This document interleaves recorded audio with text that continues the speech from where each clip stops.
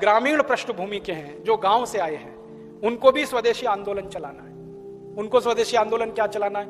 अपने गांव में विदेशी कंपनियों की सबसे ज्यादा बिकने वाली जो चीज है वो है रासायनिक खाद, जिसको हम यूरिया कहते हैं, डीएपी कहते हैं, सुपर फॉस्फेट कहते हैं, और रासायनिक कीटनाशक जिसको एंडोसल्फान कहते हैं, मेलाथियान कहते हैं, पैराथियान कहते हैं, बेंजीन हेक्साक्लोराइड कहते हैं। तो ये विदेशी कंपनियों के कीटनाशक और रासायनिक खाद, ये किसानों के बीच में सबसे ज्यादा खरीदी जाती है, और एक साल में 4,80,000 करोड़ रुपए की खरीदी जाती है रासायनिक खाद और कीटनाशक। माने हमारे किसान हर साल रासायनिक खाद और कीटनाशक खरीदकर विदेशी कंपनियों को 4,80,000 करोड़ रुपए दे रहे हैं। ये भी हमको बचाना है।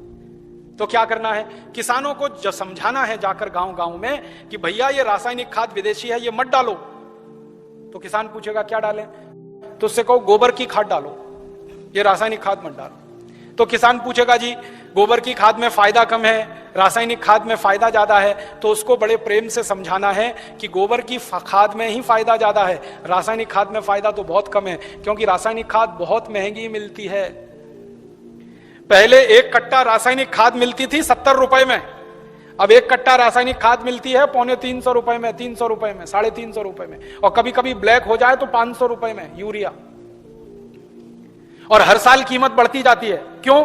क्योंकि ये रासायनिक खाद बनती है उन वस्तुओं से जिनको पेट्रोलियम प्रोडक्ट्स कहा जाता है, और सारे पेट्रोलियम प्रोडक्ट्स जिसको नेफ्था कहते हैं वो विदेशों से आता है। इसका पैसा पूरा विदेश में जाता है। किसानों को समझाइए ये कि बहुत महंगी पड़ती है। और इसकी महंगाई पता है दूसरी क्या है? एक बार आपने खेत में 1 कट्टा यूरिया डाल दिया तो अगली बार 2 कट्टा डालना पड़ेगा, 2 बोरे डालना पड़ेगा। और एक बार 2 बोरे पड़ गया तो अगली बार 3 बोरे डालना पड़ेगा। एक बार 3 पड़ गया तो फिर 4 डालना पड़ेगा। हर बार बढ़ता ही जाता है, बढ़ता ही जाता है, बढ़ता ही जाता है, खर्चा बढ़ता जाता है। और मालूम है रासायनिक खाद बहुत गर्म होता है। गर्म रासायनिक खाद यूरिया डीएपी आप डालते हैं, मिट्टी पूरी चटक जाती है गर्मी के कारण, तो पानी ज्यादा देना पड़ता है। गोबर की खाद लगा के खेती करें तो गेहूं की फसल लेने में 3 पानी लगता है। यूरिया डीएपी डालकर अगर गेहूं की खेती करें तो 5-6 बार पानी लगाना पड़ता है। पानी का खर्चा बढ़ जाता है, और पानी का खर्चा बढ़ेगा तो पानी तो जमीन में से ही निकालना पड़ता है। जमीन से ज्यादा पानी निकाल के आप खेतों में डालते रहेंगे तो पानी का तल नीचे नीचे नीचे नीचे होता चला जाता है। पहले पानी 25-30 फुट पे मिलता था, अब पानी 900 फुट तक नहीं मिलता खेतों में। तो किसानों को समझाइए कि यूरिया डालने से बड़ा भारी नुकसान है। एक तो हर साल खाद की मात्रा बढ़ानी पड़ती है, खर्चा बढ़ता है। दूसरा, हर साल पानी की मात्रा बढ़ानी पड़ती है, वो खर्चा बढ़ता है। और जहां पानी निकालने के लिए बिजली नहीं है वहां डीजल पंप चलाना पड़ता है, तो डीजल का खर्चा बढ़ता है। और डीजल कभी भी महंगा होता रहता है। एक जमाने में 7 रुपए लीटर मिलता था डीजल, अब 35 रुपए लीटर। 2-4 दिन के बाद ये 40 रुपए लीटर होने जा रहा है। फिर हो सकता है साल 1.5 साल में 100 रुपए लीटर हो जाए। किसान कहां जाएगा? मर जाएगा वो तो डीजल का खर्चा करते करते। और फिर एक और नुकसान होता है कि ये यूरिया डीएपी जब हम खेत में डालते हैं तो मिट्टी में ये केमिकल घुल जाते हैं, और मिट्टी में घुल गए तो पौधे की जड़ में आ जाते हैं, पौधे की जड़ से पौधे के तने में आ जाते हैं, पौधे के तने से पौधे के फल में आ जाते हैं, पौधे के फल में आ जाते हैं तो फिर वही फल हम खाते हैं, हमारे शरीर में आ जाते हैं। और हमारे शरीर में अगर ये जहर आ गया तो हमारी माताएं तो पूतना हो जाती हैं।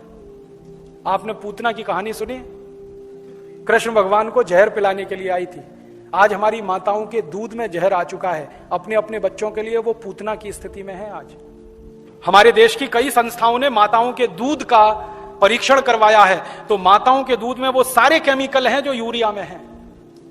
माताओं के दूध में वो सब केमिकल हैं जो कीटनाशक दवाओं में हैं, क्योंकि भोजन हम कर रहे हैं, भोजन के साथ वो शरीर में जा रहे हैं। और यही केमिकल हैं जो आपको कैंसर पैदा करवा रहे हैं, जो आप में डायबिटीज दे रहे हैं, जो आप में हाई ब्लड प्रेशर दे रहे हैं, हाइपरटेंशन दे रहे हैं। 148 किस्म की बीमारियां इन जहरों से पैदा होती है। इसलिए किसानों को समझाओ कि ये यूरिया डीएपी का जहर एक तो विदेशी है, ये बंद करो। दूसरा, ये शरीर को नुकसान देता है, इसलिए बंद करो। तीसरा, ये पैसे का नुकसान करता है, इसलिए बंद करो। तो किसान पूछेंगे भाई क्या करें? तो उनसे कहो गोबर का खाद डालो। अब किसान क्या पूछेगा आपको? सबसे पहले वो कहेगा गोबर के खाद से तो उत्पादन नहीं होता। तो उससे कहो गोबर के खाद से भी उत्पादन बहुत अच्छा होता है। यूरिया डीएपी से जितना नहीं होता उससे तो ज्यादा गोबर के खाद से होता है। मैं तो पिछले 12-13 साल किसानों के बीच में काम करता रहा, महाराष्ट्र और कर्नाटक में। आप आइए वहां देखिए, हजारों किसानों ने यूरिया डीएपी बंद करके गोबर का खाद डालना शुरू किया है। और जिस किसान के यूरिया डीएपी के खेत में 1 एकड़ में 20 से 25 मीट्रिक टन गन्ना होता था, आज उस किसान के खेत में गोबर का खाद डालने से 90 से 100 मीट्रिक टन गन्ना हो रहा है। कम नहीं होता है।